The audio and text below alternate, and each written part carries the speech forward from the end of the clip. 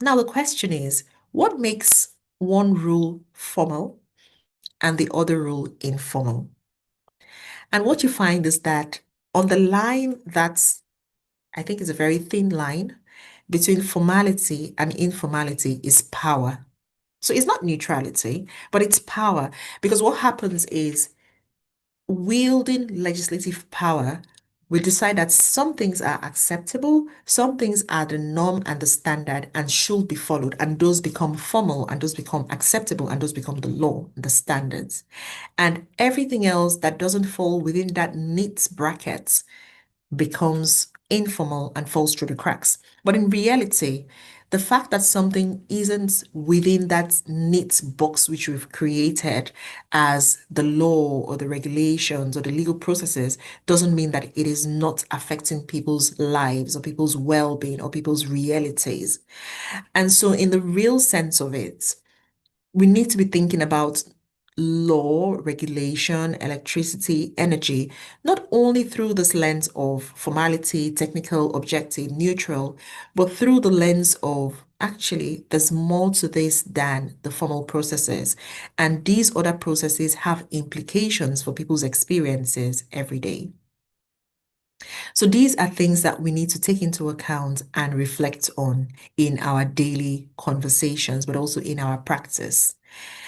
Now, in that context, that question we asked at the beginning of whether electricity generation is gender neutral or not, these are some of the assumptions that would have played out in our responses as yes, no, or unsure. But as we go through today's conversation, I'm not saying the answer is yes, but I'm saying be open to exploring the possibilities of what this means in everyday life. And let's see what you think at the end of the day when we have the conversation again as to whether indeed this should be a gender neutral conversation or whether we should be mainstreaming gender, but not just gender. That's the other thing. Even though this session is about gender, I want you to think about it as going beyond gender. So within that context of gender, you can put in something else. So you could bring in disability, you could bring in poverty, you could bring in level of education. All of these things are things you could bring into the conversation because, as I'll show you in the next slide, for us, in thinking about gender, we're taking on an intersectional lens, which means that no two women will experience anything in the same way. So even if there's a power outage, as an example, no two people will experience it in the same way. So with that very simple example, if there's a power outage, if someone has an inverter and someone else doesn't have, their experiences would be very different. So even for those who have inverters, if the inverter has been charged fully versus if it has not been charged fully, again, very different experiences. So it's about understanding how people's attributes that the way they identify the way they go through life is impacted by not just the law as it is, but the law as it affects them. And the way the law affects them will depend on these different things, whether it's their gender, their age, their level of education, poverty levels, all these different factors would play a role in how they experience things.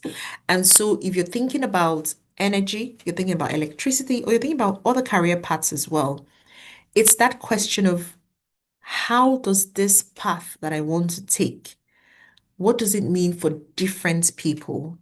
And which group of people do I want to focus on to support or to work with or to try and ensure that policies address their priorities, their needs, and their context? And for me, I have taken that lens of gender. And I'm leading this project, which is the Gender Inclusive Climate Change Governance Project. And that project is focused on exploring the ways in which climate change affects women, but also the ways in which women's voices can be amplified in the climate governance process. Now, for the purpose of today's conversation, the main thing that is important and relevant is beyond the fact that there's a connection between climate change and electricity and um, women's experiences in that context. one other thing that's really important is that the methodology we take on is very much grounded on citizens' science and citizens' evidence. And this is really important because coming from an academic space where a lot of the times we want to have science very neatly spelled out, we want to know whether the law says it or whether it's a textbook that said it, but we don't necessarily recognize people's experiences as being at the same level as these other formal forms of knowledge. But we're trying to rethink that. And we're trying to say, even people's lived experience counts, it matters, and it should inform the way we practice, it should inform the way we design laws and policies. And why does this matter for lawyers? I'm assuming most people in this room are either lawyers or connected with laws, policies, and regulations in one form or the other. Why does this matter? It matters because when we write laws, when we think about laws, when we interpret laws, we very often do it in a very, in quotes, clinical setting. So we're either doing it in our offices or in law chambers or in academic spaces or in the courtrooms when we do our advocacy. But we need to be mindful that the impacts of whatever we do, whether in the office, in the clinics, in the law chambers, um, in the legislative chambers, in the courtrooms, these have impacts on people, real people, everyday people. And it's only when we engage with this process of lawmaking, advocacy, legal interpretations, with that mindset of the people behind this, the people affected by this, it's only then we can actually come up with regulations that are complete and effective in themselves and can potentially make a difference in the real world. And so the first thing I want you to think about based on the conversation so far is I'm not sure how many of you have looked at our regulations as we have them or our Electricity Act. How many people have engaged with the Electricity Act? Maybe show of hands or a thumbs up, just to get a sense of whether it's something that you are already looking at.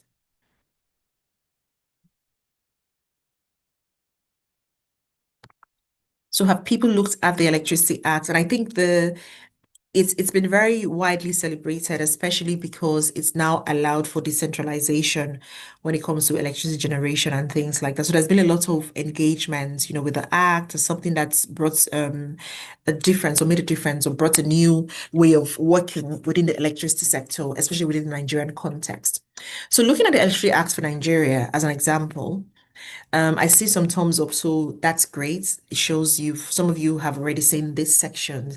And if you've seen this already, the question is what struck you? But if you haven't seen it already, that's absolutely fine. I've reproduced it here. And the main thing I want us to think about for this conversation is the part where it says that the Commission shall promote cost reflective and service reflective tariffs and ensure gradual elimination of cross subsidies within a specified time frame, right? So it says promoting cost reflective and service reflective tariffs and ensuring gradual elimination of cross subsidies within a specified time frame. Now, if you look at this, I'm sure most people would agree that it is technically neutral, right? So it's neutral. It just says cost reflective, service reflective, and gradual elimination of cross subsidies within a specified time frame. But what I want you to now reflect on is, yes, it sounds neutral, but looking at it again, based on the conversations we've had so far, who do you think might be most likely unintentionally excluded or disadvantaged? And you can type your responses in the chats. But if you want to, I don't know if you're able to use your mic. I'm not sure how this has been set up, but feel free to just, type your responses in the chat. And if you're able to, you want to raise your hand and say something, I'll look out for that as well. So justice promotes cost-reflective and service-reflective tariffs and ensure gradual elimination of cross subsidies within a specified time frame. Who do you think might be unintentionally excluded or disadvantaged. And I'm saying unintentionally because I don't think that the law has been designed to exclude anyone or to create a disadvantage for anyone, not at all. But sometimes these things happen inadvertently. And so who do you think might be impacted? Okay. So I see, thanks for the responses. Women, low income households, low income earners. The poor will be excluded as they may not be able to afford it when subsidies are removed. Low income individuals, the indigent, persons with lower economic power, the poor, those who cannot voice out their issues. Thank you so much. So there's a lot of poor people in the responses. So most people have said the poor, low income, indigent, people with lower economic power. So all linked to poor people. So I think that's one that we have very clearly recognized. There's a lone voice that said women. Okay, so it's mostly poor people. And I'm guessing that is because this speaks to tariffs. So thank you very much for that. But do you think we're being a bit too, what's the word? Let's be a bit provocative now. Do you think we're being a bit too strict, about this? Do you see the value in having this provision? So what do you think the drafters were thinking about? Um, Cost reflective, service reflective, gradual elimination of cross subsidies. What do you think they were trying to guard against? Because there must have been a reason for the provision. So what do you think? Do you think there might have been some value? And what do you think that value was or intended when this provision was put in? Cost reflective, service reflective, and gradual elimination of cross subsidies. Okay. Thank you, Chichimosu. I think this is also evidence in the practical implementation with segmentation of customers and those who can pay the higher rates being almost guaranteed power supply. Thank you. So you're saying that the value may have been that those who are getting more access will be paying higher. So presumably, those people are also richer people, I guess. Thank you, Isiku. I think it is possible uh, savings cost to supply value for money. I'm not sure I've read that properly, but I'm assuming you're talking about the efficiency of the process so that the process is more efficient and there's value for money both for the supplier and those who are receiving the service. And I think, okay, thanks, Monica, to guarantee a return on investment. Yeah, indeed, because that would have been something, if you think about the fact that the law also came into place to try and promote private sector investments or and participation in the sector. So as a way of guaranteeing return on investment, okay? Olisakwe is energy, gender neutral, no, okay. Too unsure. Okay, thank you. Thank you. So this is a response to the Slido, and you said at first reading it sounds completely neutral because it's just talking about pricing and removing cross subsidies. But thinking a bit deeper, I'm not fully sure it lands the same way for everyone. It might end up affecting low-income households more, since they are the ones who usually depend on these subsidies to manage electricity costs. So even if the language is neutral on paper, the impact may not feel neutral in real life, especially for more vulnerable users. Thanks for that. Okay, excellent. Um, Joy, it might have been drafted to ensure the power supply is equal to the costs spent by the service users.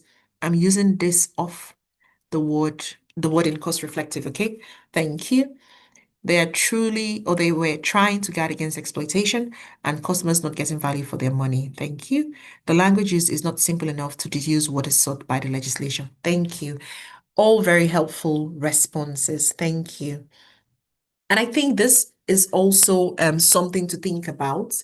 Winnie, you've got your hand up. I'll come to you now. But this is something to think about when we reflect on anything else that we do, right? Always be mindful of the fact that even with the best of intentions, there's hardly anything that is neutral or that lands on everybody in the same way. And so we need to think about how our proposals, our recommendations, our suggestions would land on people, especially those who are least able to speak for themselves, or those who are not part of the conversation, or those who are impacted adversely because of the difference in power dynamics, between the different groups of people involved. Somebody had the hand up, Winnie. Did you want to say something? I think we'll take the questions at the end so that we don't disrupt your chain of Okay. thoughts. All Thank right. Thank you. But maybe just to note the question as well so that you don't forget, because I know sometimes people forget. So you can maybe just note it down somewhere and then we'll take all the questions together. But in the meantime, please feel free to use the chat. And as you can see, I'm looking through the chats just to see the responses that you're sending in.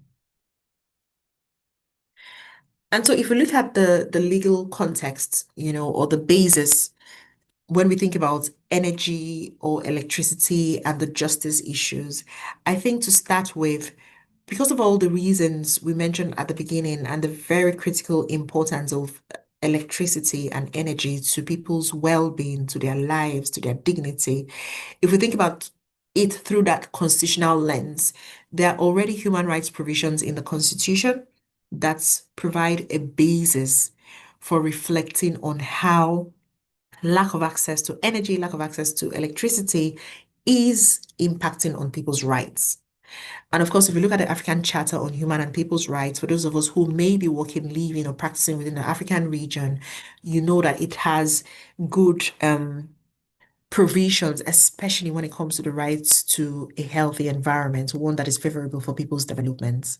So there are all these very strong legal provisions that already exist and that provide a basis for protecting against lack of access, especially as it impacts on people's human rights. If you take a step further, there's a question of local standing as well. And this is an issue that is really, really critical. I remember having a conversation with someone a few weeks ago, and the person was saying, oh, the electricity situation is so bad. I'm not going to name which country. The electricity situation is so bad. And there's so many lawyers in this country. I don't know what the lawyers are doing. Why can't the lawyers do anything about it? I can't imagine why I would have to go to a lawyer to file a suit for me against the electricity provider and have to pay that lawyer when they're experiencing the same problem as myself. And so the person was very adamant about the fact that this is an issue that needs to be taken up by the lawyers. Why aren't they doing anything about it? And if we take a step back, the issue of locus is very fundamental in these kinds of situations. In situations where someone wants to bring on a case or a suit, and it's something that actually impacts on other people as well. And a lot of the times there was always that question of local standing. So do you have the standing? What gives you the legal standing to bring this suit, when it's not something that only affects you directly, but it's something that actually has implications for other people. But what we find is that increasingly in very many jurisdictions, that rule is being relaxed, especially when it comes to environmental issues. So within the Nigerian context, for instance, if you look at the Supreme Court decision in the Center for Oil Pollution Watch case, it is clearly recognized on the basis of that ruling that the right to bring on a suit to enforce the right to a clean and healthy environment is fundamental. And anyone, any NGO acting bona fide can actually bring a claim. And so those very strict rules around standing, being from the community, being directly impacted, no longer apply. And I think this in itself is a recognition of the critical nature of addressing environmental sustainability issues, but also climate change issues. So if you look at the legal framework wherever you may find yourself, what you may find is that there are enabling provisions through which we can start to address the lack of access to energy, the lack of access to electricity, and the implications for people's well-being and human rights. So human rights provisions provide us an entry point. Provisions on standing being relaxed also offer an entry point, meaning that in a jurisdiction where the rule on standing has been relaxed as it relates to environmental issues, or indeed as it relates to just litigation for the public good, that provides an entry point for us to start thinking about how to enforce people's access to electricity, to energy as a basic necessity.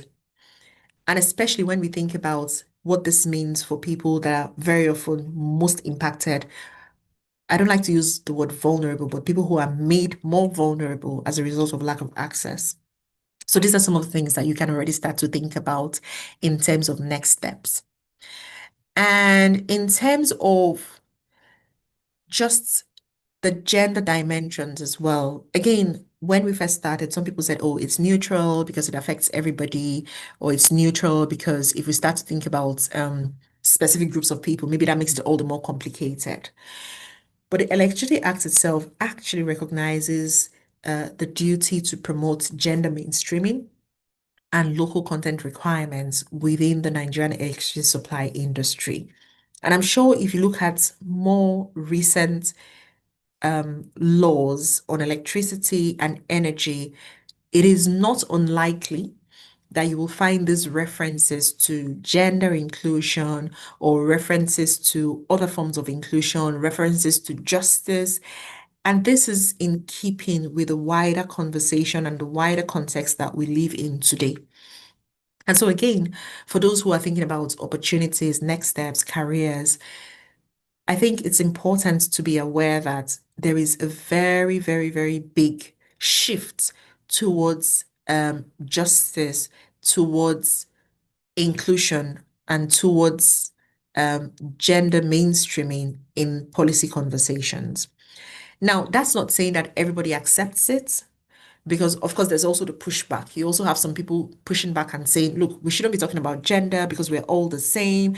And when you bring in gender, that just allows, people to do things without meeting the standards that have been set. So there are people for and against. If you think about what's happening in the US at the moment, for instance, you can see that clearly playing out all the pushback against DEI, as they call it there. So diversity, equality, inclusion provisions, and all that has come with it, the politicization of the process. So that exists. I'm not saying that does not exist, that exists.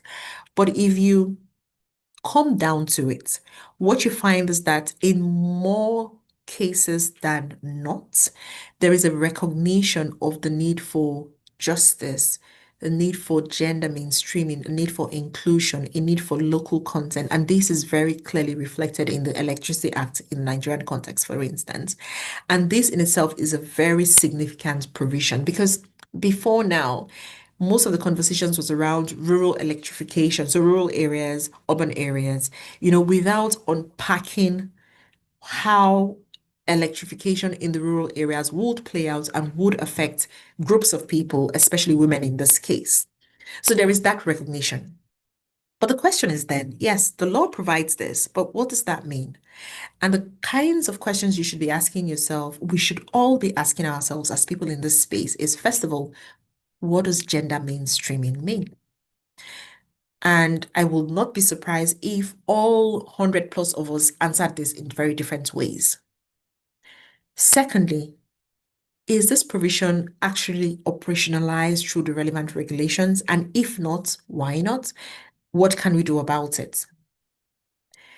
Thirdly, do we have any baseline data that begins to unpack this question of gender? So, do we have gender disaggregated data? And it's very likely the answer is no, because most of the data we have is still about rural, urban.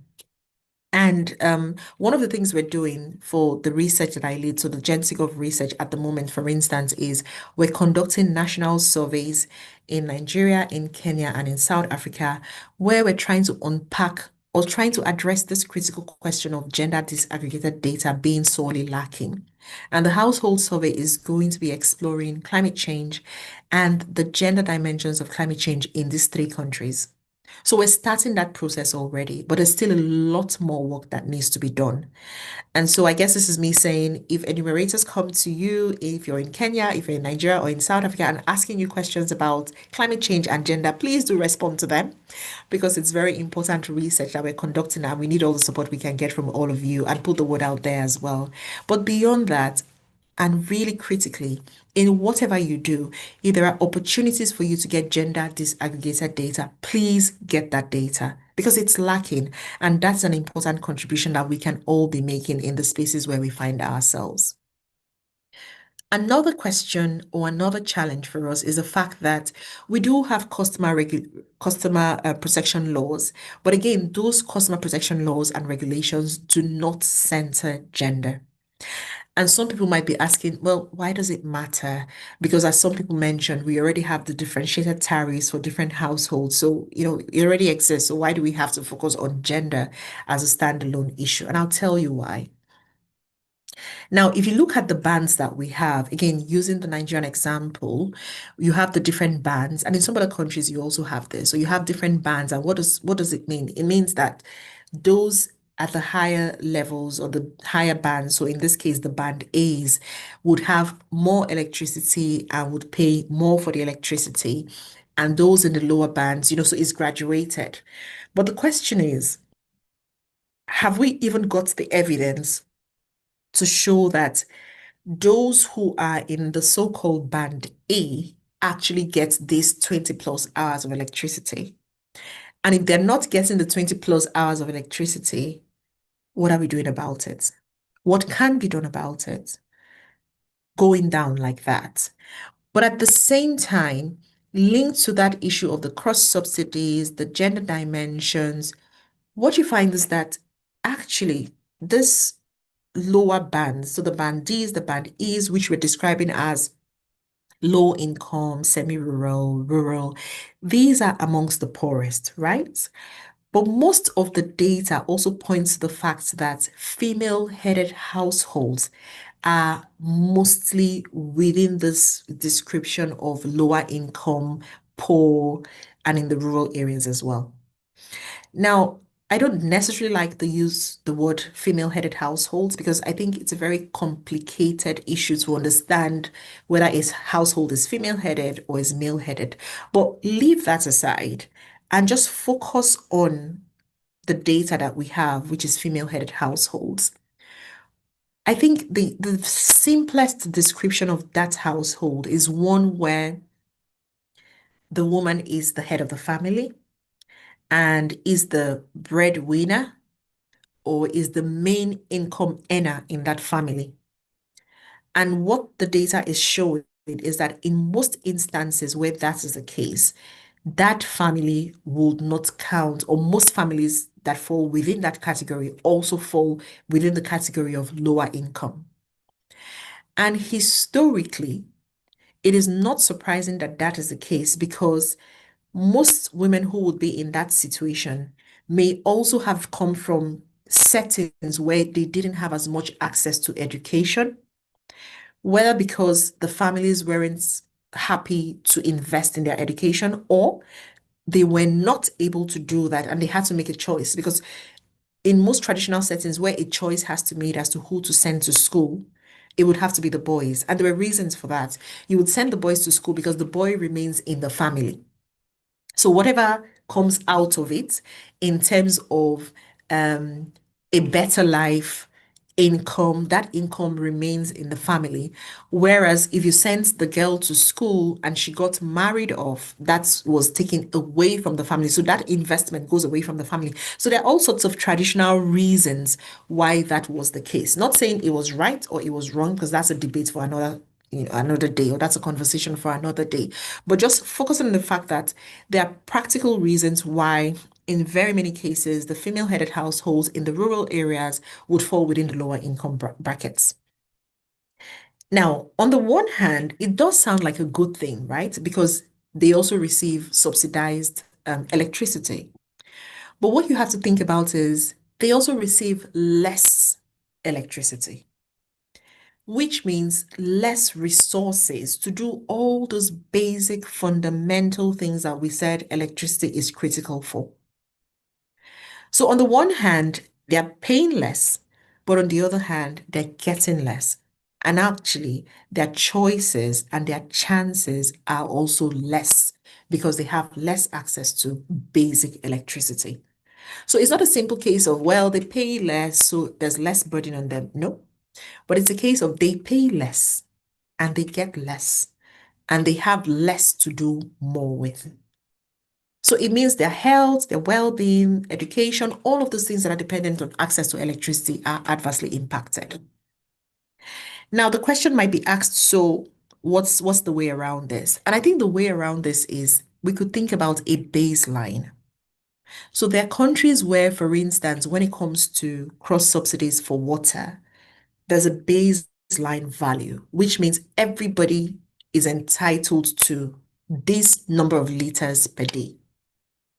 Beyond that, we then start to charge you a bit more based on how much more you consume. And for me, that makes sense because if you consume more beyond that baseline figure, it means you probably have more gadgets.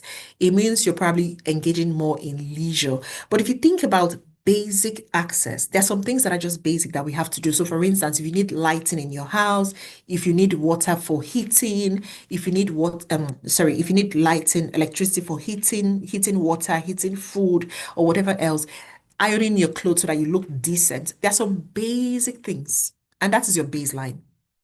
But beyond that, if you then want to do fancy things like maybe, um, I'm not saying this is necessarily fancy, but by my standards, it is fancy. If you want to run a swimming pool and you want lighting 24/7 in the pool and things like that, that becomes fancy. And that means you pay more.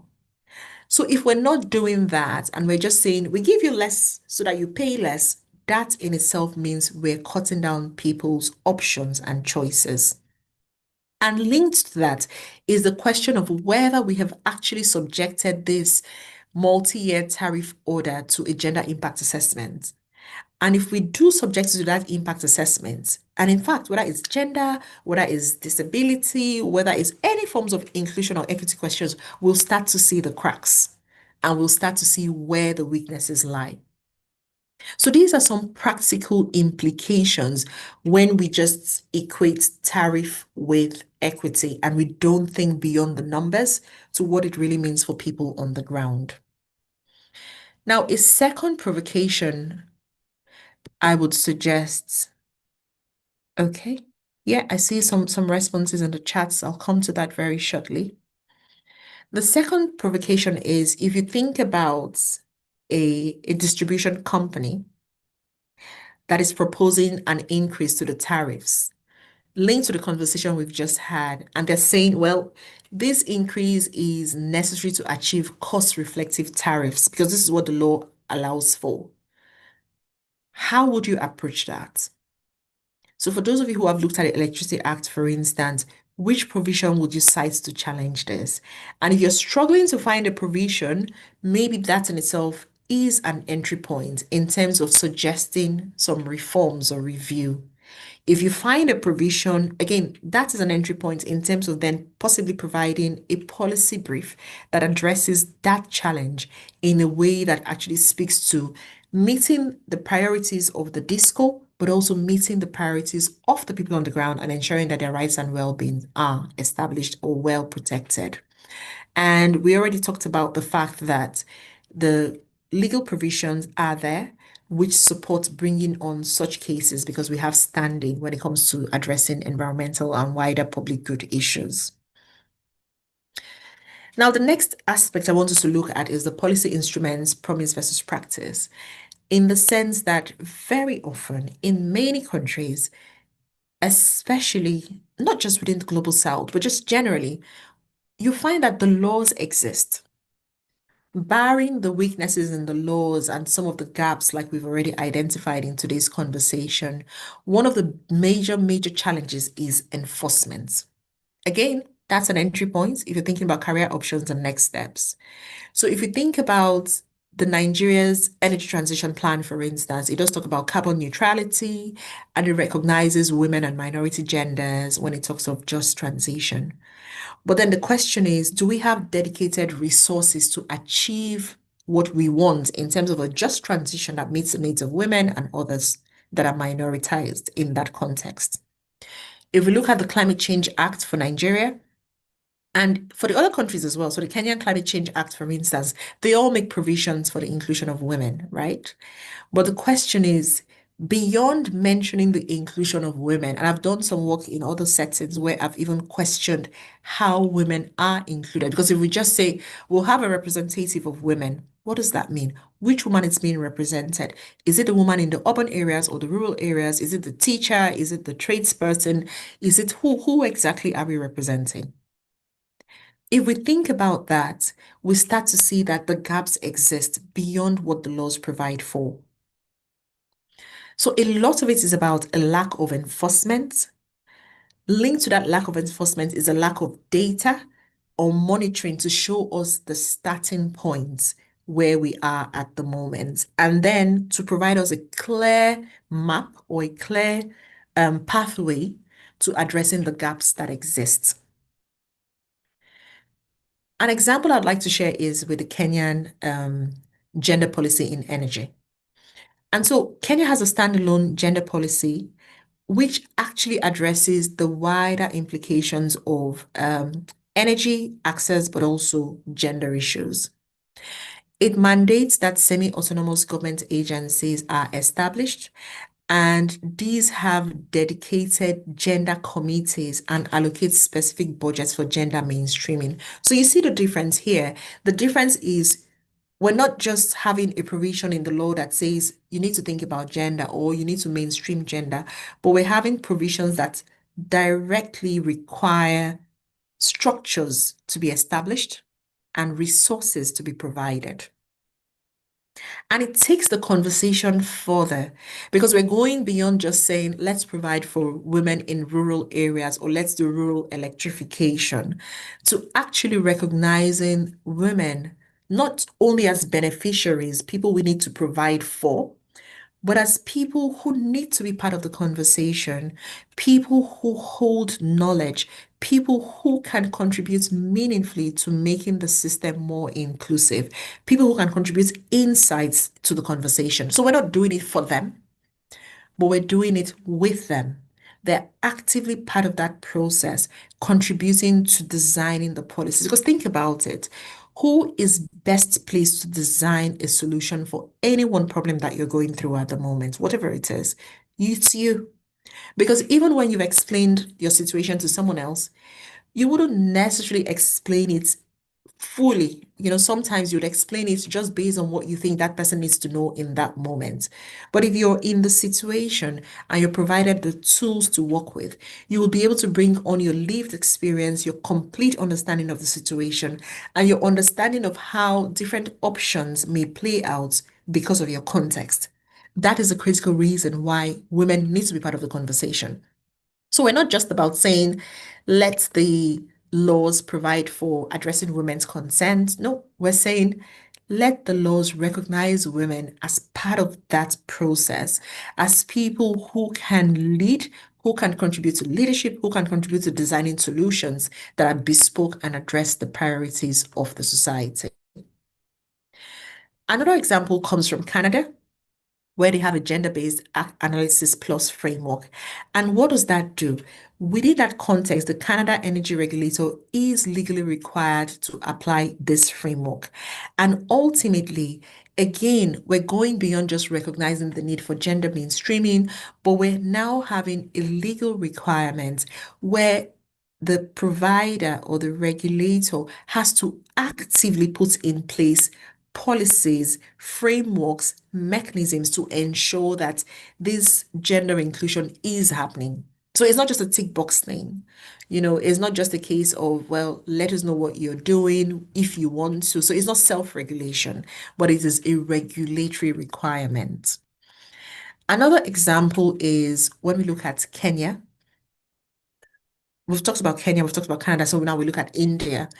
And within India, for instance, we've had an example of a project that focused on clean energy.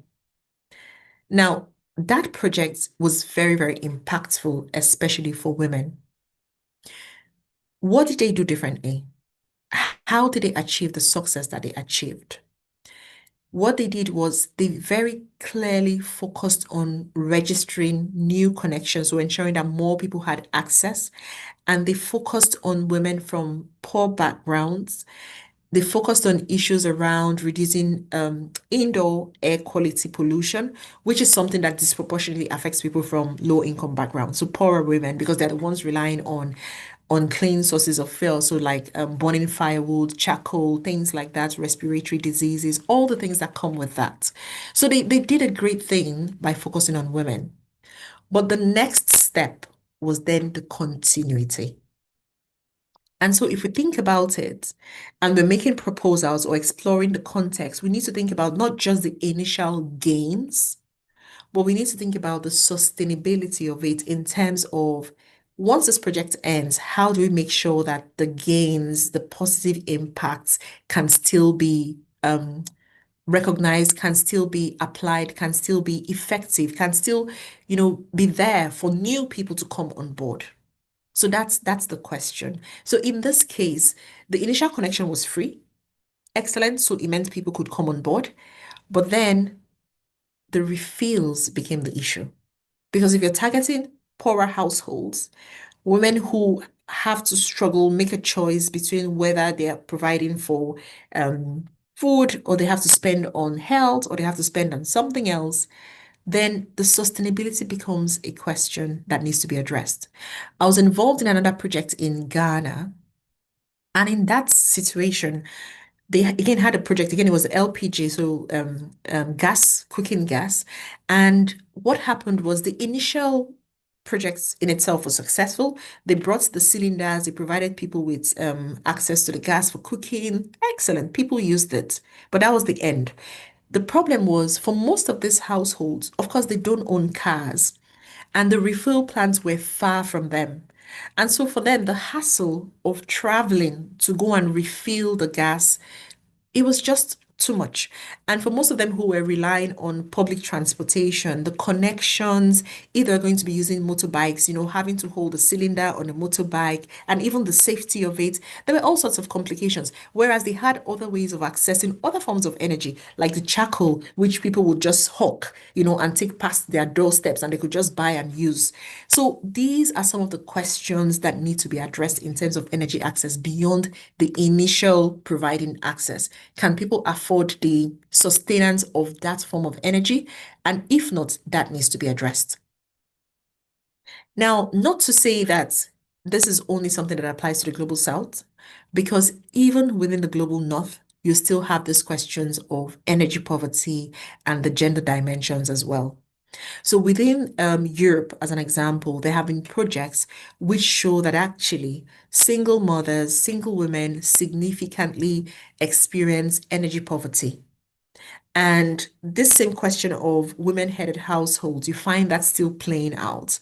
The fact that there is a clear recognition of the differences because the data exists. And so because the data exists, you can see it playing out.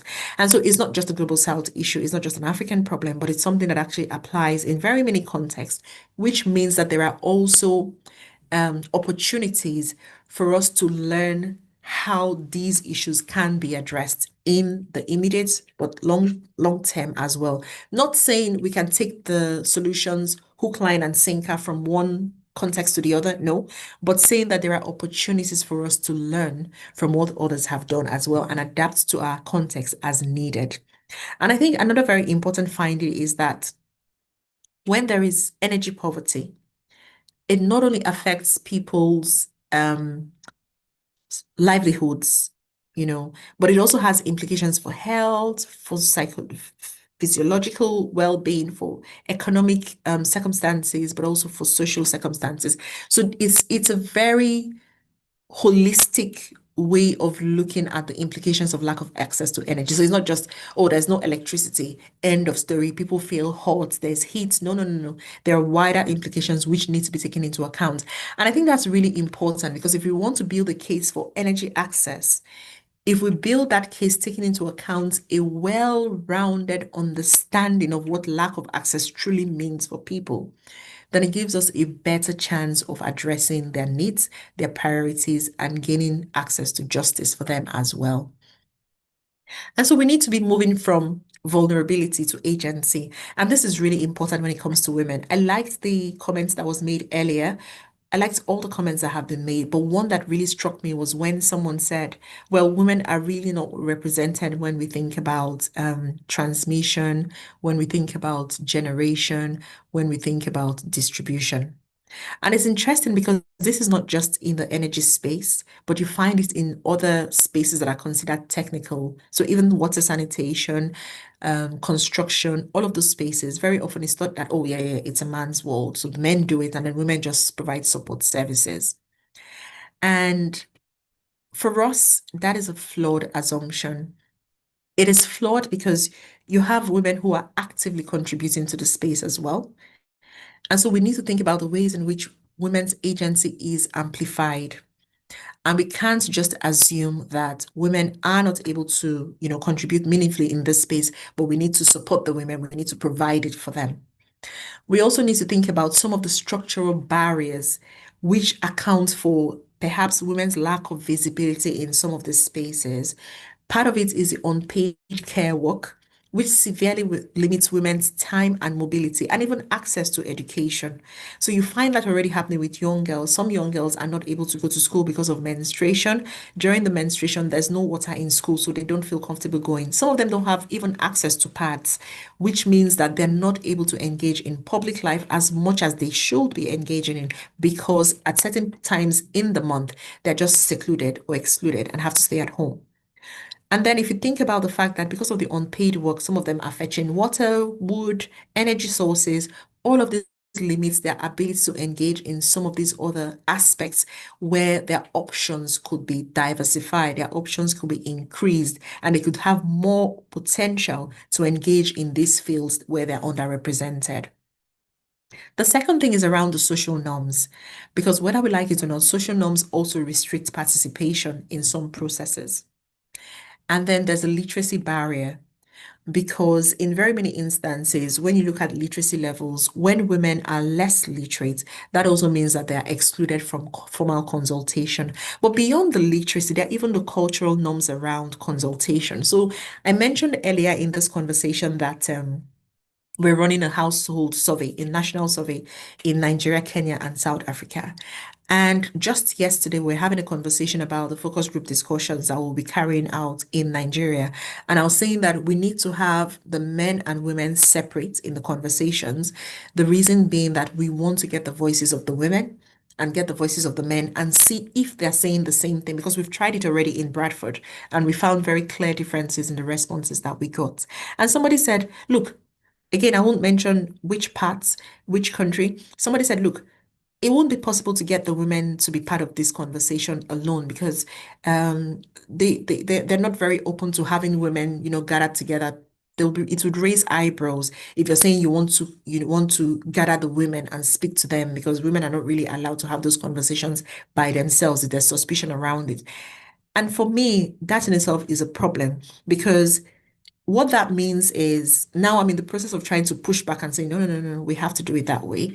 But what that means is, one, if I hadn't highlighted it, we would have ended up with, again, just having the men come, say what they want to say, tell us what the women are experiencing, and then we make assumptions, laws, policies based on what we have been told on behalf of the women. But because I'm insisting that we need to have the women as well, that is creating, you know, its own challenges. And it's going to take more time. It means there's going to be more time spent in the back and forth and all that. But personally, it's something that I'm committed to doing. So we have to get it through.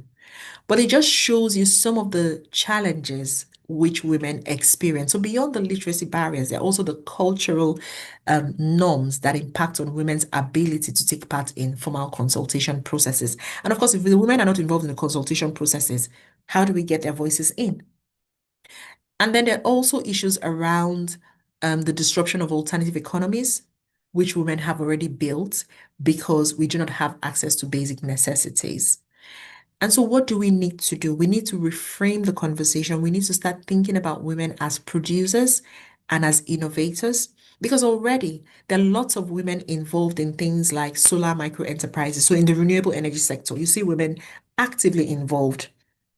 So, what we need to be doing is to think about how we can protect women's agency during the transition and how we can ensure that the transition does not destroy alternative economies. Because in order to cope, women have already started building economies around what currently exists. So any disruption would mean a disruption to their livelihoods. And the just transition conversation very often is centered on the formal economy, not bearing in mind the informal alternative economies, which a lot of the times women and other impacted demographics, minoritized, have been engaged in. So that needs to be taken into account as we reframe the conversation. And we need to be going beyond vulnerability to thinking about rights and agency in our framing of the energy conversation. Now, the other thing that's important to mention is the fact that there is also lots of opportunities at the subnational levels because we now have subnational engaged in electricity generation and engaged in the sector. So why can we not have that as an entry point? Let's not only think about the federal level, the national level, let's think about the subnationals and explore how the subnationals can reflect these issues of gender inclusion in the framing of the laws and policies, but also in the framing of projects and interventions in the energy space. And within that, how can we ensure that we're conducting a gender impact assessment? Very practically, it doesn't have to be anything too technical. Very basic questions like one, are we collecting data? And is that data gender disaggregated? Do we know how many women do not have access? Do we know where those women are located? Do we know which women do not have access? Are women represented in the regulatory consultation processes, in the electricity boards? Are the women represented in the companies? Are women represented? So this links to ESG as well, so environmental, social, and governance. And do we know that the laws and the policies protect women's existing economic activities during transition? Because we want to transit, but we want to transit in a way that protects people. And those people include women who have built alternative economies around what currently exists and how they've been able to manage their livelihoods accordingly. So altogether, climate justice for women is not a favor, it is a right. And linked to that is the way we regulate energy, the way we regulate electricity. And I'd like to say that energy regulation is not gender neutral. It either entrenches or it dismantles inequality. And it can be none of both. It's either one or the other. So what we need to be doing is to ask that question, which is it doing? Wherever we find ourselves, what is our energy law process, framework, policy, regulation? What is it doing? Is it entrenching inequality or is it dismantling it, whether it's for women, people with disabilities, lower income, immigrants, whatever it is, what is the energy regulation doing for people? What is the methodology for tariffs doing? Does it have safeguards to protect any of those groups which you decide you want to focus on? And how do we move from vulnerability to agency? Using the example of women, women are already leading energy transition in various spaces. How do we mainstream that conversation? How do we go beyond just mentioning women to ensuring that we are recognizing, respecting, and rewarding women's contributions in the sector? And of course, we have the national laws, but we also have the state laws. How do we try and, explore bringing these different elements together? That's my pitch, but I've got a closing poll before we then go into the Q&A. So again, just as we did it previously, if you go on Slido, the same way we did it the first time, there are just two questions this time around. I'm just trying to set it up so that I can share that with you. Uh, Yeah. So there are two questions. The first one is now, just based on the conversation so far, based on the pitch we've had and everything you've had in today's session, should electricity regulation be gender neutral? So we asked the question at the beginning and we're asking it again now. What do you think? Is it yes? Is it no? Is it unsure? I'll share the responses again, just as I did the first time, but I'll just wait for people to put in their responses and then we can share. And it'd be nice to have as many people step in. So when we say should electricity regulation be gender neutral, it means if you say yes, it should be gender neutral, it means we don't really need to focus on women or any other groups. Let's just have the same rules for everybody. And if you say no, what you're saying is no, it shouldn't be neutral. We should be taking into account women or poorer people or things like that. So no means we need to take into account specific groups. And unsure means, not sure, neither here nor there. And again, just as before, there's no right or wrong answer. So yes means we don't need to take into account any special groups. Let's just do it. No means we need to take into account special groups, and unsure means neither here nor there, not sure. So the responses are coming in. I'll check the chats because last time some people also responded through the chats. Yeah, so we have yes, it should be gender neutral. On the poll, we have some people saying yes, some people saying no. There's no one who's unsure. Yeah, so we have yes and no in the chats. No, we shouldn't. Yes, definitely. Okay. And the second question, while some people are still voting on that one, my main takeaway from the session is, so what's your main takeaway from today's session? And that's a free text. You can just type in whatever your main takeaway is. So what's your main takeaway from the session we've just had? Again, the Slido is there. Some people are typing. I'll show you the responses.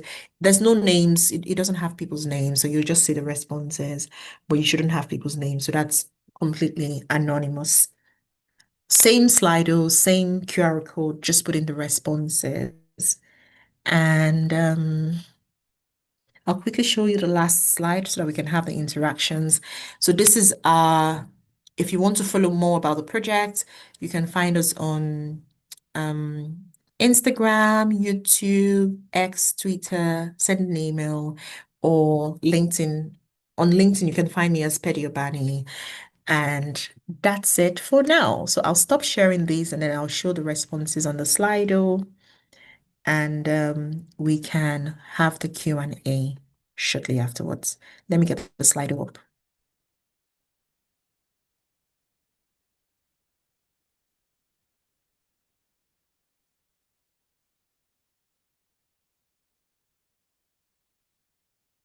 Okay, so I see people are still typing out. I'll show you what we have so far.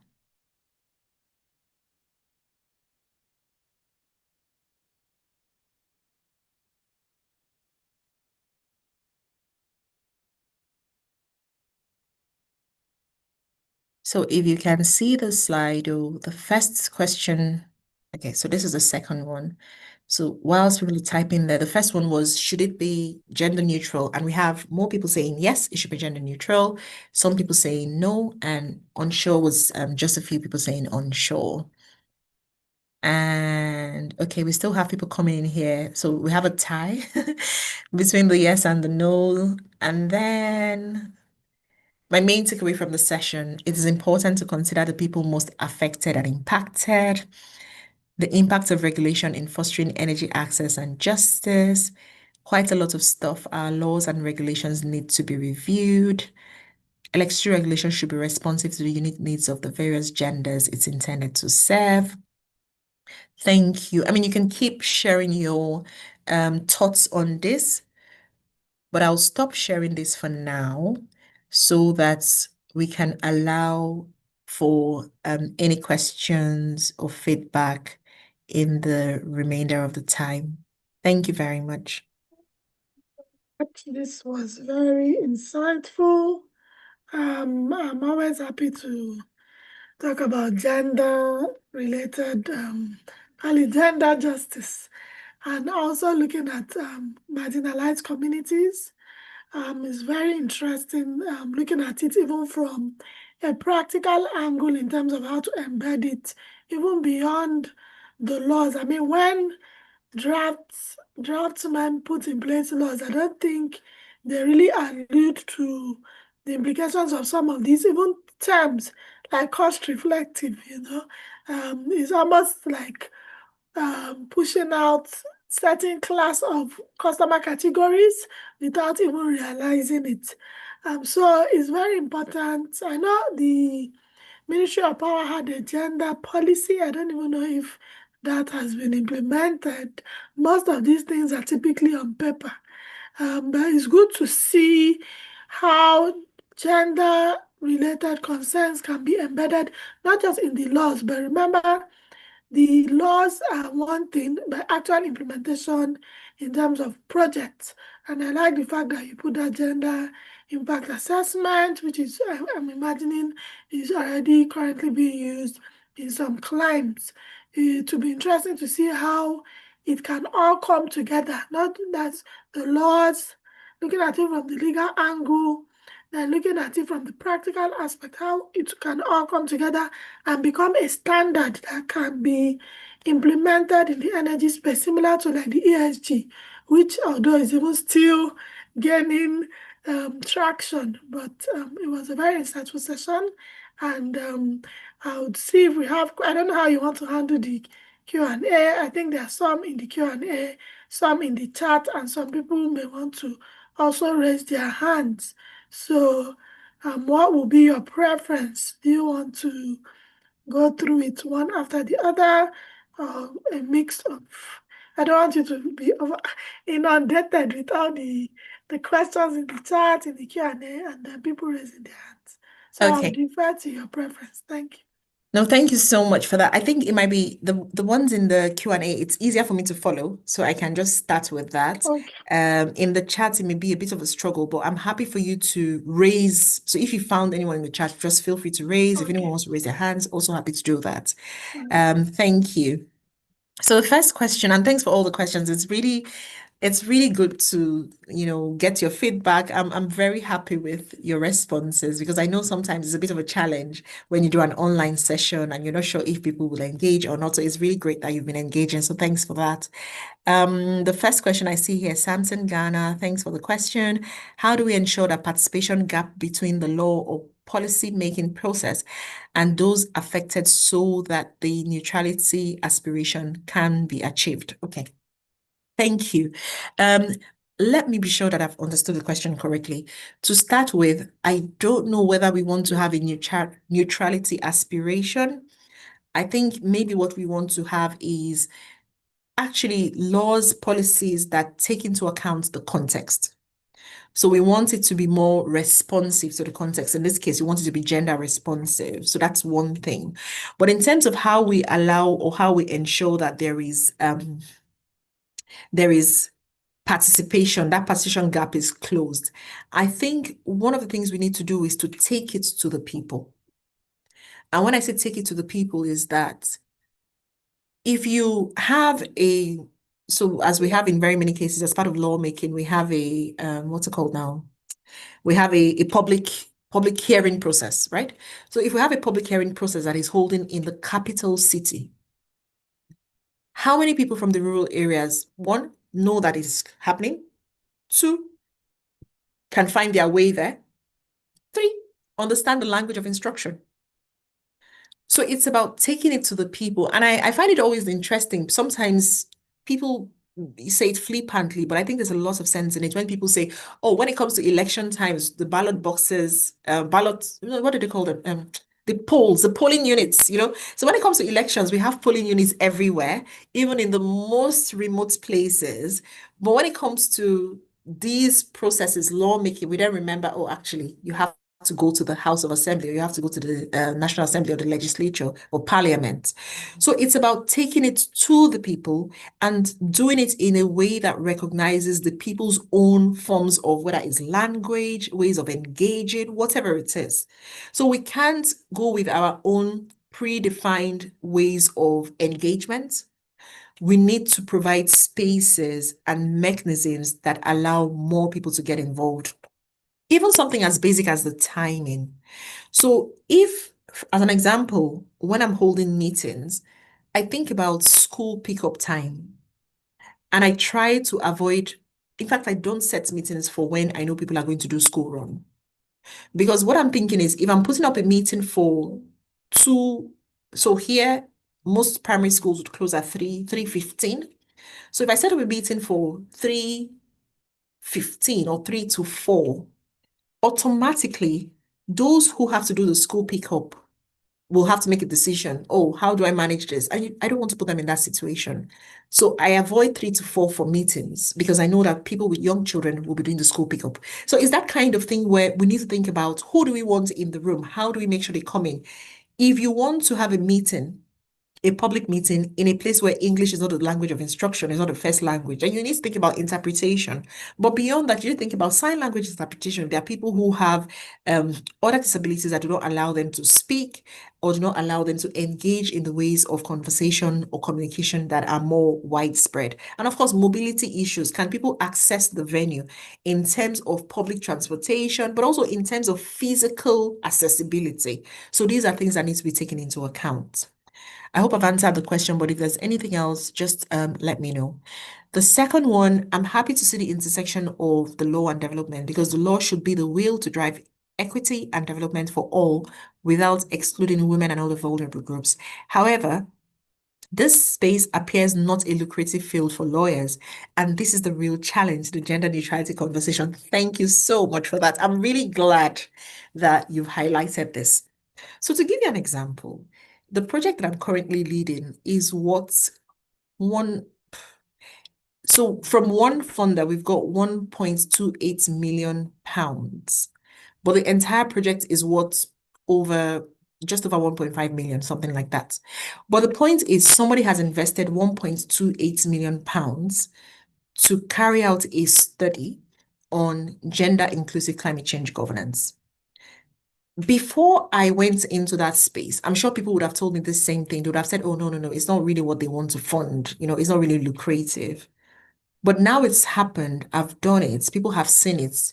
I'm sure people would not say the same thing anymore. So a lot of the times we equate people's presence or people's practice in an area with it being a lucrative practice. But I don't think that's the case because to be fair, if you have a lot of people practicing a specific field or in a specific area, then it means law of demand and supply. It means that there'll be too many people, right? But if you go and carve a niche for yourself, then what you find is that actually there are fewer people, you carve a niche, and it becomes even more lucrative than you would ordinarily have thought.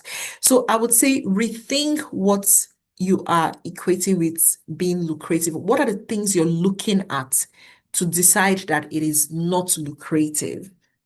And then take a step back and check whether the markers you're using are actually the best for understanding whether it's a lucrative area of practice or not. And this is really important because if you think about it, if you're in a country where the law requires electricity providers to meet whether it's 20 hours of electricity supply and they're not meeting it, calculate how many people do not have that, whatever, how many people have not, are not enjoying the specified service level. Just check that. And what's more lucrative than that? And then if you think about the women in that space, what's more lucrative than that? Because there are hundreds, millions of people in that space. So I don't think it is not a lucrative space. I think perhaps the signs we're looking for to measure whether an area is lucrative or not may not be the best signs, may not be the best measures. So maybe we need to rethink what is lucrative. And for me, one of the signs that an area is potentially lucrative is that there are fewer people in that area. So it could be one of two things. It could be that there are fewer people because it is not lucrative, but very often I find that there are fewer people because people haven't recognized the potential in the area, and that makes it even more lucrative to be one of the pioneers, going into that space and doing some good work there. What is the role of lawyer in all this? I think there are lots of things lawyers can do, and it ranges from interpretation to enforcement. So it just depends on who you pitch your tent with, whether you pitch your tent with the government, or you pitch your tent with the providers, or you pitch your tent with the communities or civil society. So wherever you pitch your tent, of course, academia as well. There's also the academia. So wherever you pitch your tent, there's a role for lawyers to play. Personally, I go from one to the other. So I go from teaching to research to engaging with government, policymakers, to engaging with the private sector, to engaging with community groups. So I just, hover around these various aspects. So there's lots for lawyers to do. It depends on where you decide to pitch your tent. How can climate policies move beyond gender sensitive to actually transforming power structures that affect women marginalized groups? So I think there's a lot there, and it depends on where you want to start from. I think one of the first things is to ensure that we have the data, like what we're doing now in the national surveys that I've mentioned that we're conducting. So we'll be sure that we have the data that really unpacks women's experiences, and we don't just lump it up, in the group of averages and get everybody to have the same experience, because that won't happen. So we understand how women are affected. Secondly, we recognize women's priorities, and the only way to do that is to ensure that women are participating in the conversations, in the consultations, and can actually speak to their priorities. The third thing is that we ensure women are in leadership as well. And that is really important because there are lots of projects these days that include that element of women's participation. But what we're not seeing is women's leadership. And so women's leadership is also important. The other thing that's important is amplifying women's agency, because women are already doing a lot of things that can be amplified. And there's actually a paper that I'm working on that talks about the building blocks for ensuring that climate governance is more gender responsive. So perhaps what I'll do is in the next few months, I hope to be able to share that with Dr. Ehamo, and then she can share that with the cohort as well. Some of the thoughts we have around how to make the process more inclusive for women and ensure that climate policies are actually reflective of women's priorities and transformative beyond just, recognizing women as a group that need to be consulted. Does your project address the issue of the inadequate enforcement of laws and policies, which should ensure that energy poverty is reduced? What do you recommend for ensuring the laws are strictly enforced to ensure equity and compliance with regards to energy access and aspirations? Thank you very much for the question. Yes, so my project does address the issue of inadequate enforcement, but how we do it is to take a step back and start with just sensitization. Because on the one hand, most people do not even realize that it exists. So these provisions need to be out there. People need to understand the provisions. And that's why, as part of the project, we try to do this through various outlets. So for instance, we come to conversations like this one, but we also do things like use social media posts, think about translating some of these conversations to other languages. We have a podcast that we're running. And the reason we're doing this is because we want to take the conversation beyond the usual audience to getting more people involved. Because if people know that the laws exist, then the question of enforcement comes up. But if people don't even realize that the law exists, then enforcement is, end of story. It's not even part of the conversation at all. The second thing is advocacy around making sure that government invests resources in enforcement as well. So it's not enough for the government to say, well, you wanted gender, we have mentioned gender, but to ask and push at the national level, but also at the subnational levels to say, yes, you've put in gender, so what are the resources to back this provision? What are the resources to ensure that people actually have frameworks, people have strategies, people have opportunities to implement these provisions that you have put in place? So I would say it's a mix of awareness raising, but also advocacy to ensure that resources are invested to ensure implementation of whatever provisions we have in place. And this very often requires working with different communities of practice. And so we need to work with government, we need to work with civil society, we need to work with communities themselves, we need to work with academia, we need to work with the private sector. So it involves everybody coming together, recognizing their different but dependent roles because our roles are interdependent in one way or the other.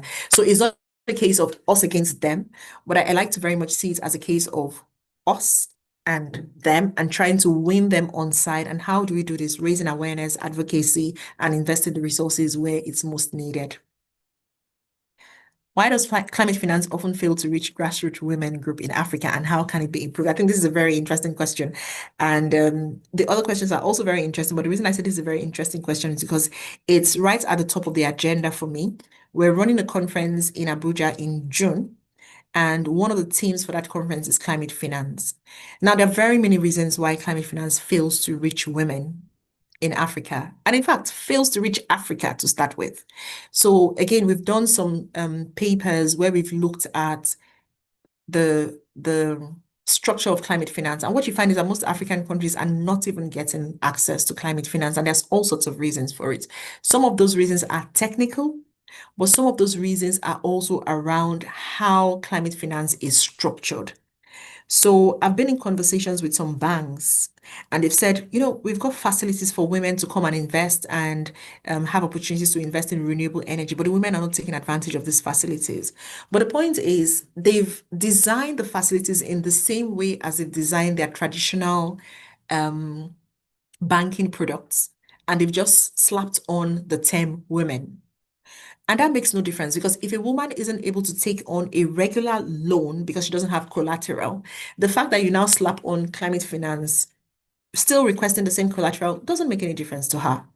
Or if she's put off by the technicalities of the process, makes no difference to her. And there's something fundamental which I've also come to learn recently, which is even just women's, um, what's the word? Women's attitude towards borrowing. And now I'm not making a general assumption. This is very much anecdotal, but it's something that is emerging in the conversations that I've been having recently. And that is the fact that it came out of a woman, a very successful woman. She put up her story. She's built a massive empire. And she said, I built this empire without borrowing. And it was a thing of pride. But then following the discussions, the question became, why did you not borrow? Because perhaps if you had borrowed, you would have tripled or maybe even quadrupled whatever success you've measured or you've achieved based on what you've done so far. Whereas the male counterparts very likely would just have borrowed, and borrowing would be part of it because it's financing for the business.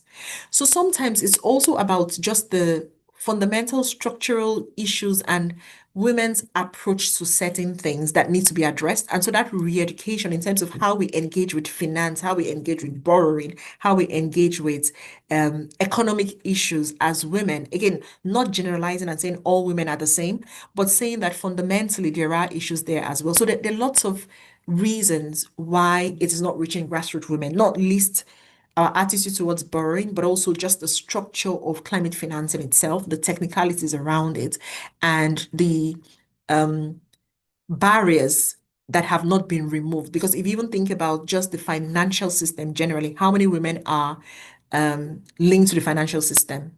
How many women are going more with pay points as against having formal bank accounts? Why is that? And if climate finance is still as structured and as formal as it is, then no surprise that you don't have as many women getting involved in the process.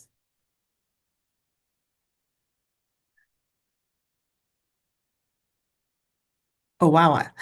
I say that there are lots of questions we haven't gone through yet, and I'm mindful of the time as well. So let me know how we're doing I on think we time. have a spare 30 minutes on top. Okay. So yes, if we can use like maybe 15 minutes or so.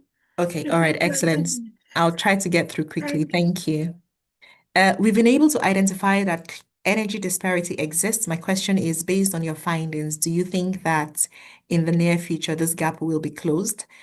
Do you think everyone, male and female, low income and high income household, will have access to sustainable energy and electricity? I'm very optimistic. And so my first question would be, yes, I think the gap will be closed.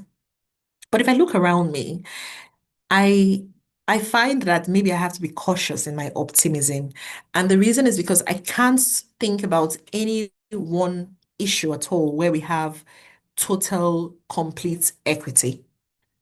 whether it's education, health, whatever I think about, I can see signs of that disparity still existing. So, yes, we can potentially close the gap, but we have to take the right steps. We have to make sure that structures are put in place.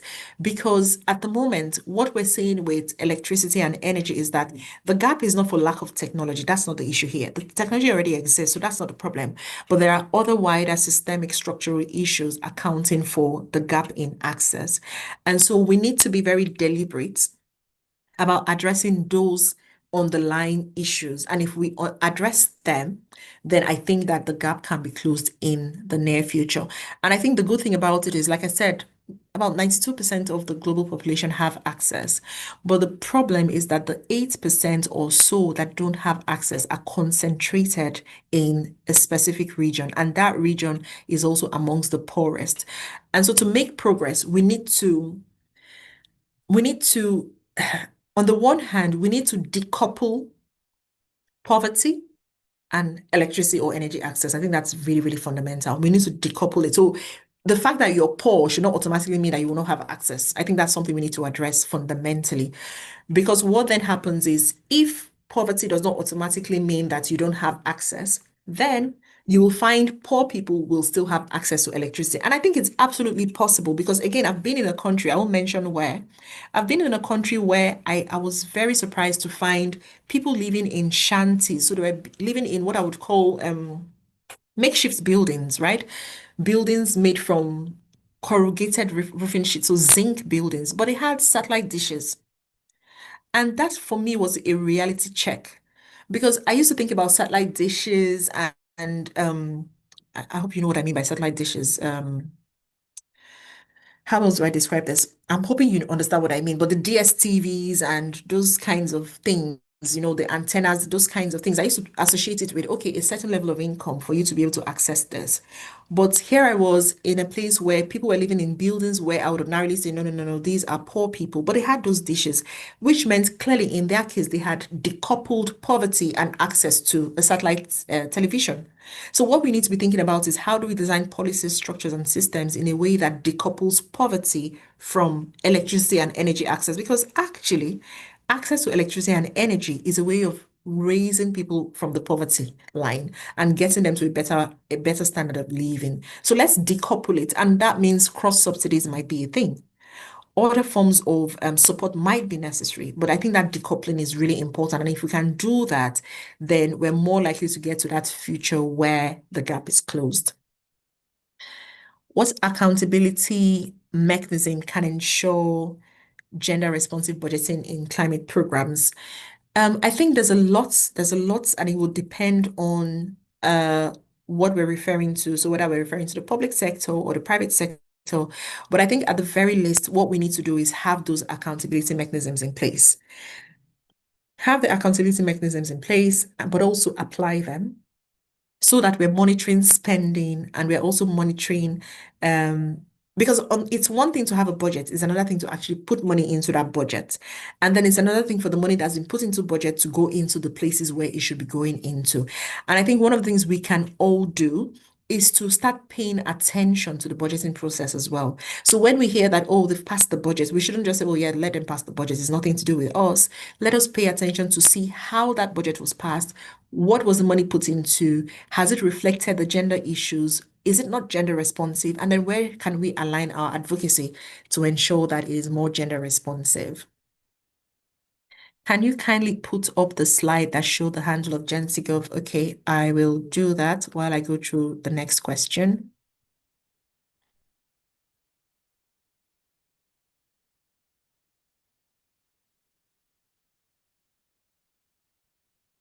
Are there any discernible common features that motivated exemplar countries that include a gender lens into their energy policies, Kenya, Canada?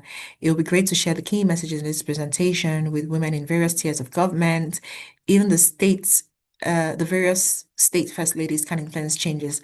Some of them are well positioned to contribute towards changing the status quo and may need to be encouraged to do so. Thank you very much. So in terms of what motivated the countries that we've picked, it was very purposive. So it was really just looking for good examples, just look good examples to illustrate the points that we're trying to make. And some of these countries are also countries that we're working in for the research. So Kenya is one of the countries that we cover, as well as South Africa and Nigeria. And in terms of putting this message out to, people in positions of power and especially women, more than happy to support that call. But I think the other thing we need to be mindful of is not overburdening the burdened. Because while it is important that we get the women involved and we get the first ladies involved, we really want to take this conversation outside of women and make it an everybody's conversation. Because as we said at the beginning, even though we're talking about women and gender, it allows us to look at other layers of exclusion as well, other layers of marginalization.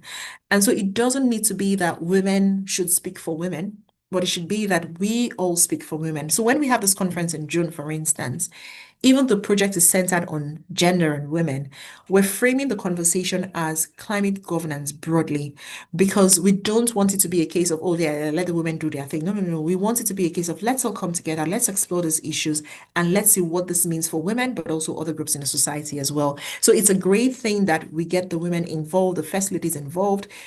And actually, we even should be asking ourselves the question, why are we having state first ladies? Why isn't it ladies themselves who are, the governors? But anyway, that's a conversation for another day.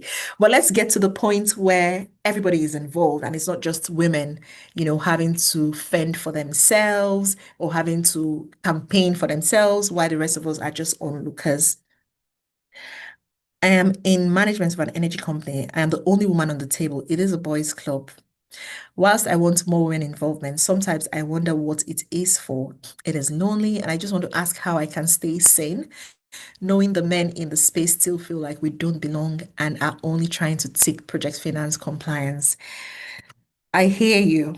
And I think one of the things I'll say is at the moment, as part of the project, we're doing a study looking at women's leadership, although we're looking at climate NGOs for a start.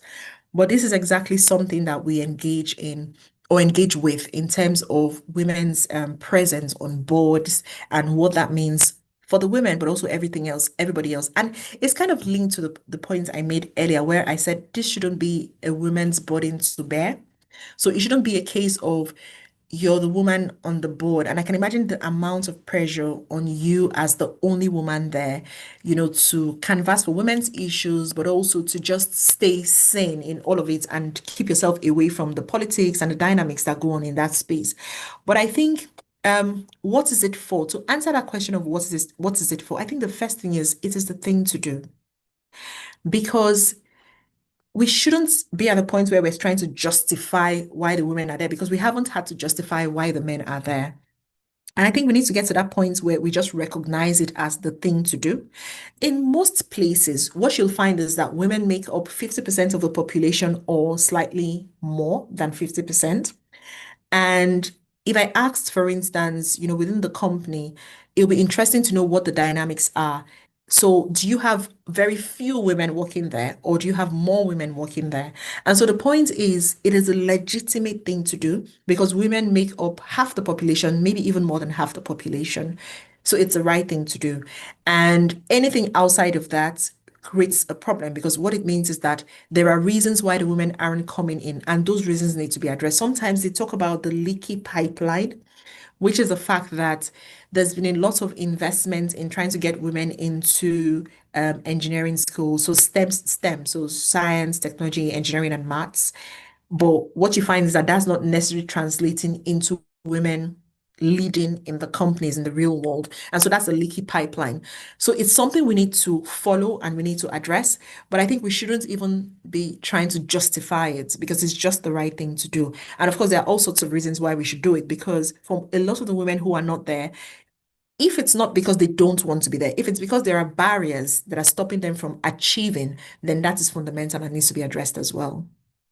How can communities hold institutions accountable for failing to include marginalized voices in environmental decision making?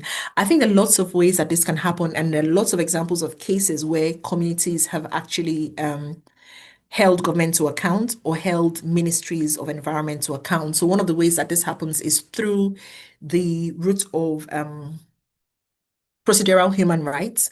And so some communities would go through the route of the environmental impact assessment process and say that you haven't complied with environmental impact assessment or you haven't conducted public participation the way it should be carried out. So that is one option. So there's a human rights angle, there's an environmental impact assessment angle, and making sure that the companies or the government or whoever is involved has followed the process as it should be followed. So that's one area where accountability can be enforced.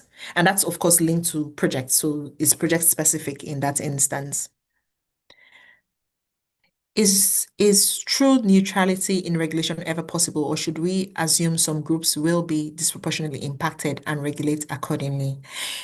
If you ask my personal opinion, I would say the latter, which is that neutrality is not possible. I honestly do not think that law can be neutral because, like I said at the very beginning, the fact that something is law means that we have made a choice to accept it. And the things that are outlawed, again, means that we have made a choice to outlaw it. I'm not sure how many of you are currently following what's going on in the between Iran and the US. But if you look at the Strait of Hormuz, which has been in contention, remember, first of all, there was a blockade by Iran, and then they decided, okay, ceasefire, we'll remove the blockade. But what's happened? The US has now established its own blockade. And I think that's a very clear illustration of how things play out. Because who put up the blockade in the first place? Iran did. And when they put up the blockade, what did that mean? It meant nobody could go through. Now, they decided they'll take it off, but then the US has put up its own as well.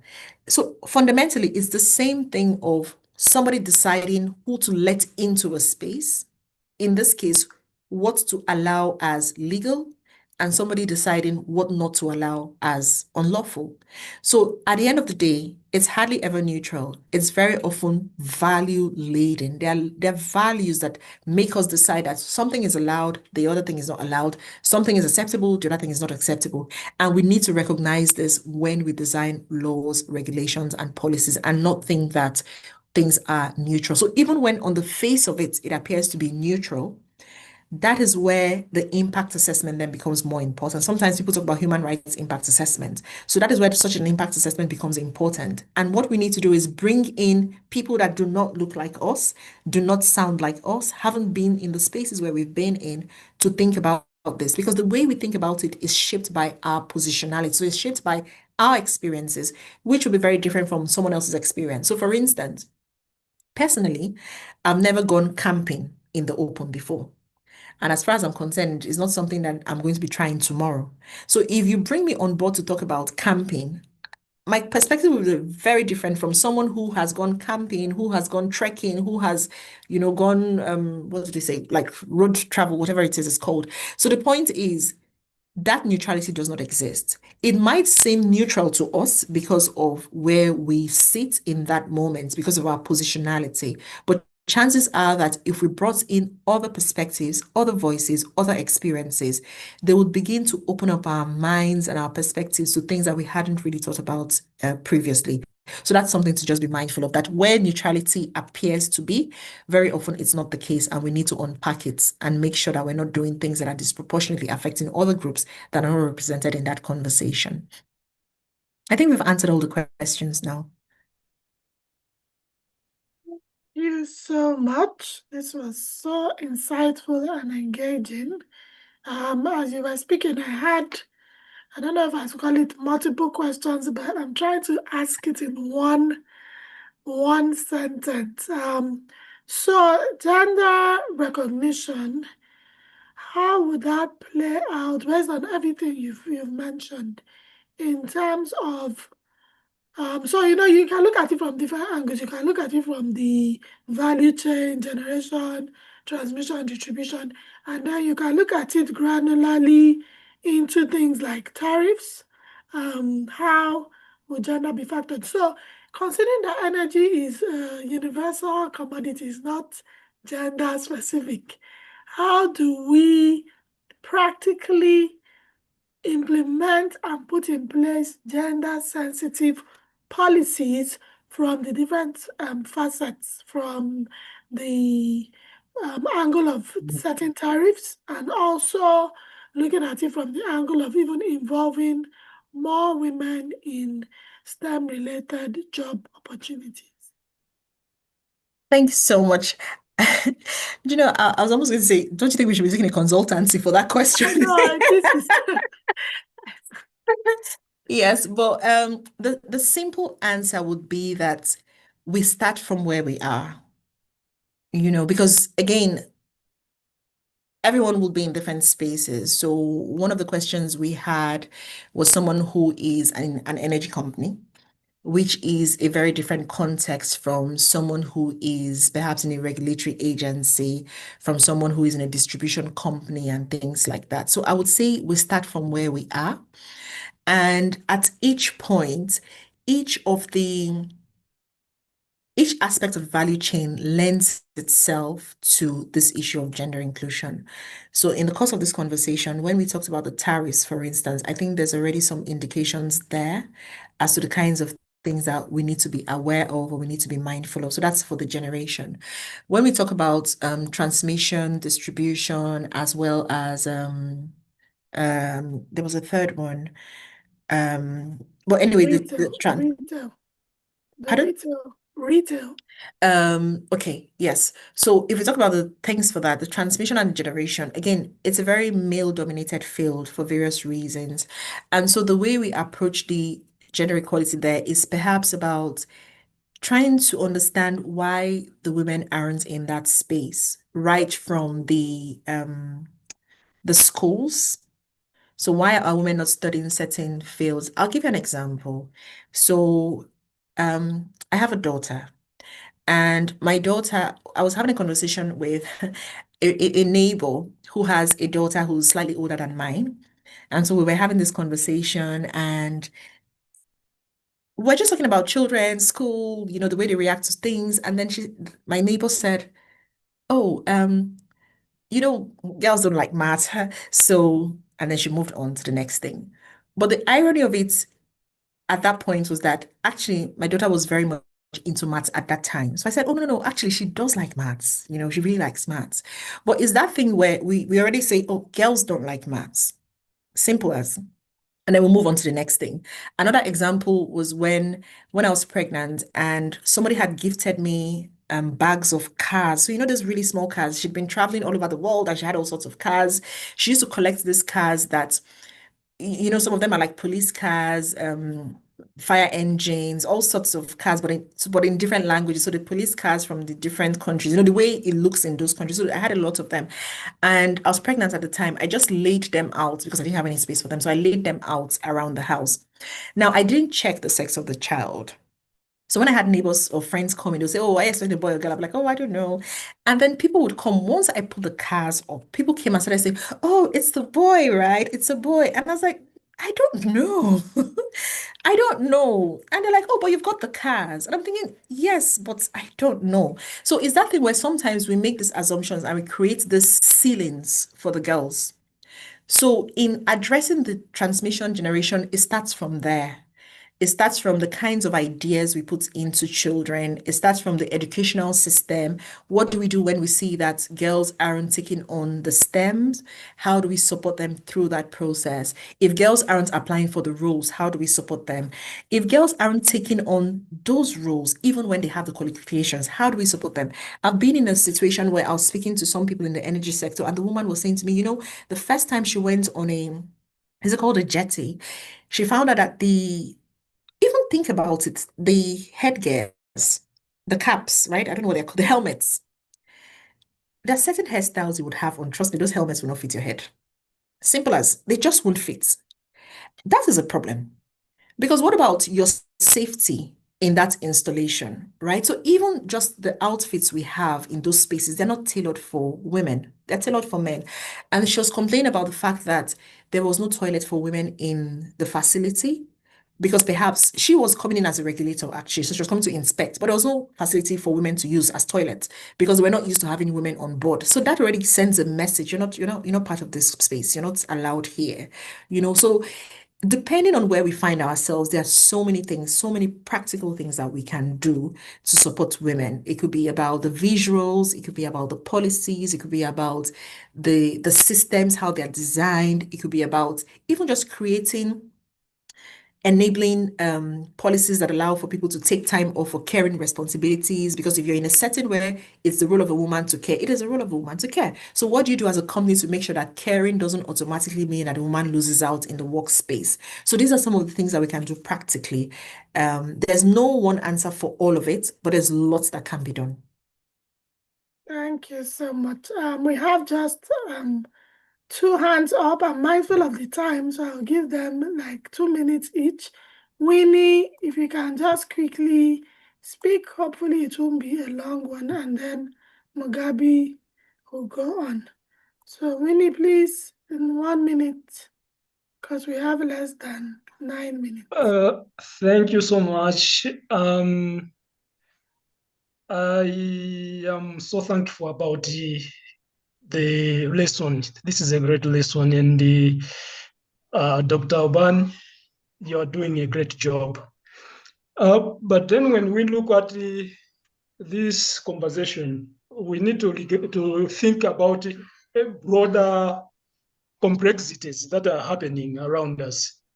Of course, there have been gender mainstreaming, and gender mainstreaming is everything that you have already described.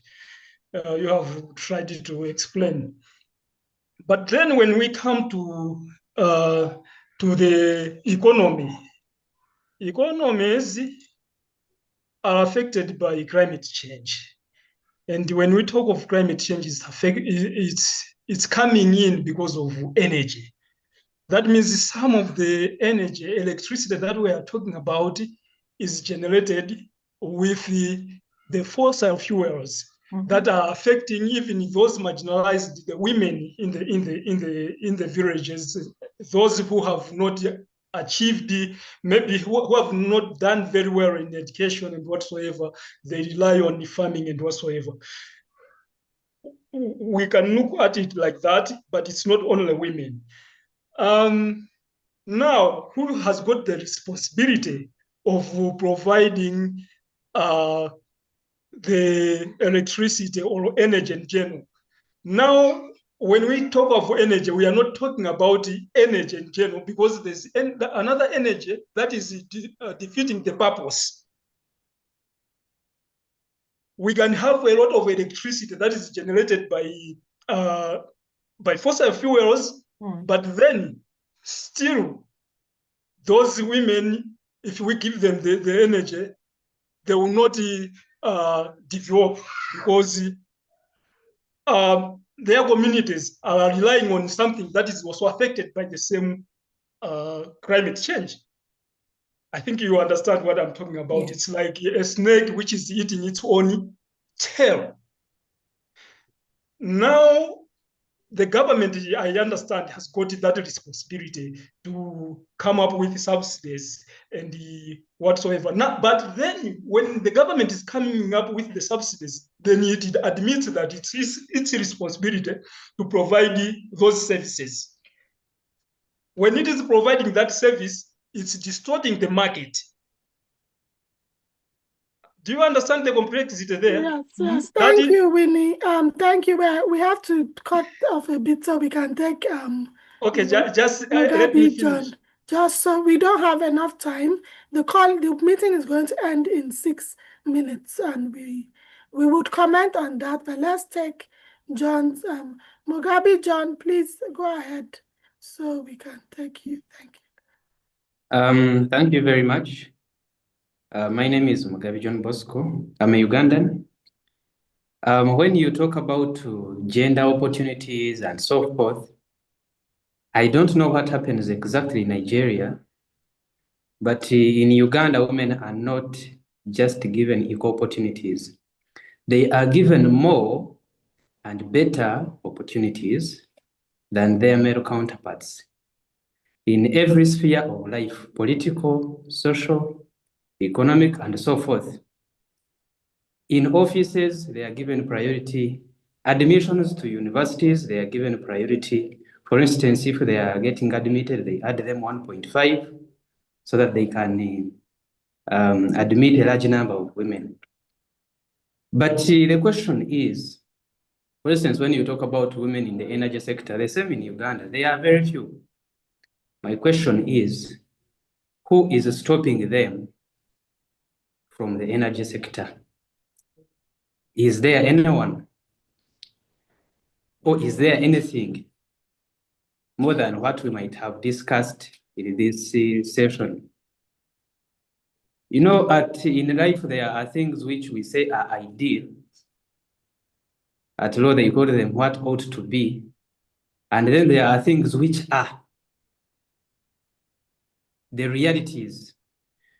So, for instance, Can we just take that question because we're mindful of time? We don't have. So if Dr. Obani can take it in a minute or two, so we don't get cut off. Thank you.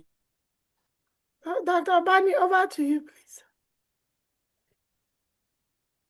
Thank you very much. I think these are two very important and, complex questions. I wish I had more time to engage with them. So I'm very sorry. I'll give you very simple answers, which will go nowhere to addressing them. The first one, if I got it correctly, you were talking about Winnie's question was about there's electricity, economy, and fossil fuels, so who's responsible? And are we not, if we're using fossil fuels and subsidies, is that not just creating more of a problem? Yes, indeed. That's why there's a shift towards the green economy. And sometimes you hear people talk about circular economy as well. So I think there's a lot of realization that we need to be developing, but doing it better and cleaner.